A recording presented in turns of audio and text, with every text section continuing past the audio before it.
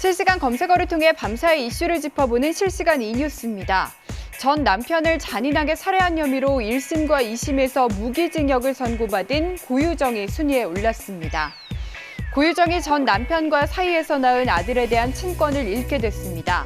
제주지방법원은 피해자 유족이 고유정을 상대로 제기한 친권 상실과 고씨 아들 휴견인 선임 청구 사건을 모두 인용했습니다.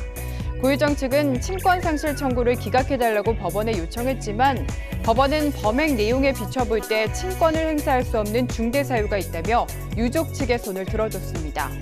고유정은 지난 2017년 전 남편과 이혼하면서 친권과 양육권을 모두 가져갔습니다. 전 남편은 소송을 통해 아들과의 면접 교섭권을 얻었는데 전 남편이 살해된 날이 바로 2년여 만에 아들과 재회하는 날이었습니다. 1심과 2심에서 모두 무기징역형을 선고받은 고유정은 대법원의 상고에 결과를 기다리고 있습니다. 부산에 있는 요양병원에서 50명이 넘는 확진자가 나오면서 코로나19에 대한 재확산 우려가 다시 커지고 있는데요.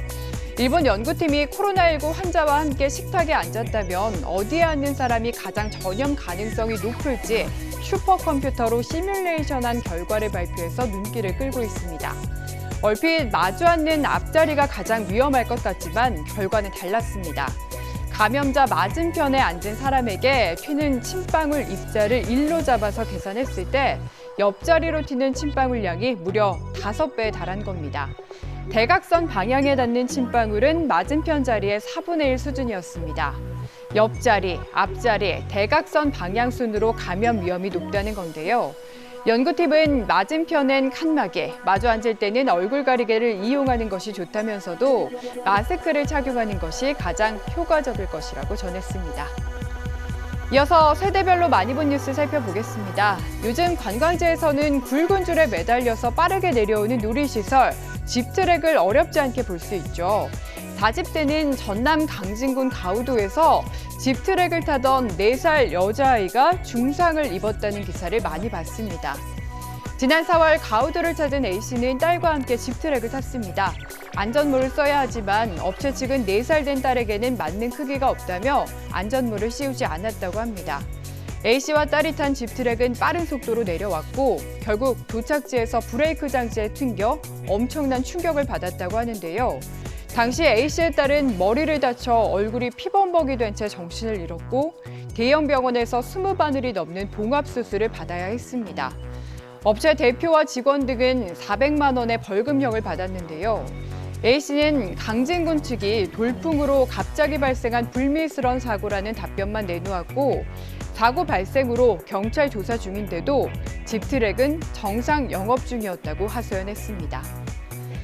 50대는 홍남기 경제부총리가 자신이 총괄한 정책 때문에 정작 본인이 오도 가도 못하는 상황이 됐다는 기사를 많이 봤습니다. 홍 부총리는 지난 8월 경기 의왕에 있는 자신의 아파트를 9억 2천만 원에 팔았는데요. 2달이 지난 지금까지 소유권 이전 등기가 마무리되지 않은 것으로 알려졌습니다. 당초 집을 비워주겠다고 한 기존 세입자가 더 살겠다며 계약갱신 청구권을 행사했기 때문입니다. 주택 매수자가 실거주하는 경우라면 계약갱신을 거부할 수 있는 것처럼 보이지만 계약금만 치른 상태에서는 매수자가 법적으로 소유권을 갖지 못하기 때문에 세입자가 기존 집주인에게 계약갱신 청구권을 행사해도 이를 막을 방법은 없습니다. 기존 집주인 역시 집을 파는 입장이기 때문에 본인이 실거주한다는 이유로 계약갱신을 거부할 수 없습니다. 홍 부총리는 현재 전세로 살고 있는 서울 마포구 아파트에서도 나가야 하는 상황인데요. 집주인이 실거주를 이유로 퇴거를 요구하고 있어 내년 1월까지 비워줘야 하는데 최근 전세난 때문에 다른 집을 구하기도 여의치 않다고 합니다. 지금까지 실시간 이뉴스였습니다.